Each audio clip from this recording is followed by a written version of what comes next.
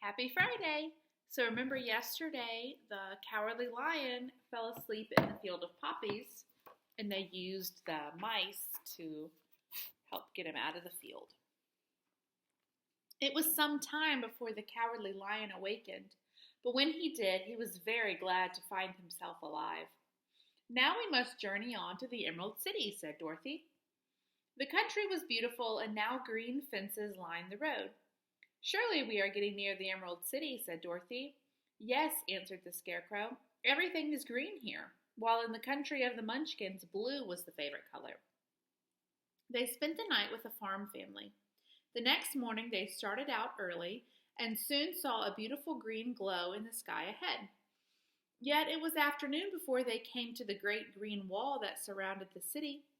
Before them and at the end of the yellow brick road was a big gate, studded with emeralds that glittered so in the sun that even the painted eyes of the Scarecrow were dazzled by their brilliance.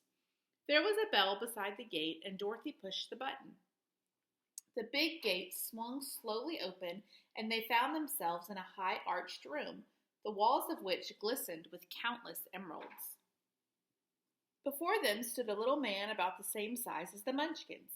He was all in green from his head to his feet, and even his skin was of a greenish tint. At his side was a large green box. When he saw Dorothy and her companions, the man asked, "What do you wish in the Emerald City?" "We came here to see the Great Oz," said Dorothy. The man was so surprised at this answer that he sat down to think it over. Then he said, "I am the guardian of the gates, and since you demand to see the Great Oz, I must warn you. Oz is great and terrible. If you come on an idle or foolish errand, he might be angry and destroy you instantly. Now, you must put on spectacles, because if you didn't wear them, the brightness and glory of the Emerald City would blind you.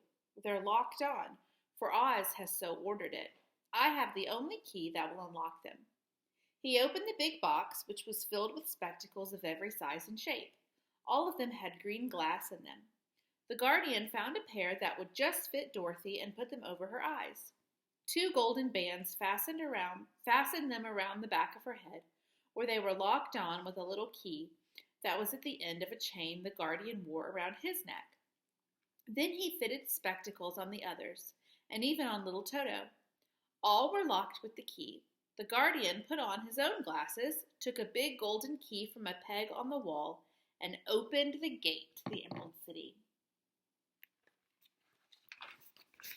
It's a great picture here.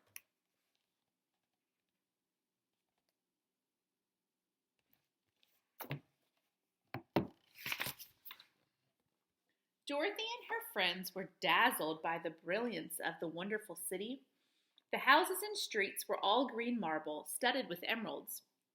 Even the rays of the sun had a green tint. The guardian of the gates led them through the streets until they came to the Palace of Oz, the great wizard. A soldier stood at the door, dressed in a green uniform and wearing a long green beard. "Here are the strangers," said the guardian of the gates to the soldier. "They wish to see the great Oz." The soldier bade them enter the hall and went to deliver their message to the great wizard. When the soldier returned, Dorothy asked, "Have you seen Oz?" "Oh, no," he replied. "I have never seen him. But I told him of your silver shoes and the mark upon your forehead, and he decided to grant you an audience. Now I will have you shown to rooms where you may rest in comfort after your journey." He blew upon a green whistle, and at once a young girl dressed in green, with green hair and green eyes, entered the room, and led them all to pretty green rooms. The next morning, the Green Maiden dressed Dorothy in a pretty gown made of green silk. Then Dorothy added a green silk apron and tied a green ribbon around Toto's neck. Next, the green girl led them to the throne room of the Great Oz. They came to a great hall and were shown into a big round room with a high dome roof. Every surface was covered with large emeralds. What interested them most was the big throne of green marble. In the center of the seat was an enormous head. As Dorothy gazed upon this, the eyes looked at her, and the mouth said, "I am Oz, the great and terrible. Who are you, and why do you seek me?" It was not such an awful voice as she had expected to come from the big head. So she took courage and answered, I am Dorothy, the small and meek. I have come to you for help. Where did you get the silver shoes and the mark upon your forehead? The voice demanded. The witch of the north gave me the shoes and kissed me to protect me from harm when she sent me to you. My house fell on the wicked witch of the east and killed her, and she replied.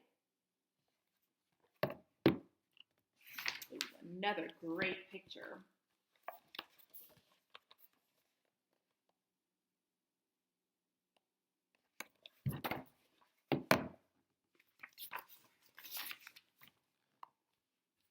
What do you wish me to do? The voice demanded. I want to go back home to Kansas, and my friends here, Why should I do this for you? The voice of Oz interrupted. You have no right to expect me to help you unless you do something for me in return. You must kill the wicked witch of the West. But I cannot, exclaimed Dorothy, greatly surprised. You killed the witch of the East, and you wear the silver shoes, which bear a powerful charm. There is now but one wicked witch left in all the land, and when you can tell me she is dead, I will grant you your requests, not before. The four friends were stunned at this answer. They had no wish to kill anyone. As each stepped forward to make his plea, the Scarecrow to ask for brains, the Tin Woodman for a heart, and the Lion for courage, each got the same answer. To obtain their heart's desires, they must kill the wicked witch. Outside the fearsome throne room, they sadly resolved to begin their quest the very next morning. So, are they going to be able to do it? We will find out next week. I hope you have a wonderful weekend.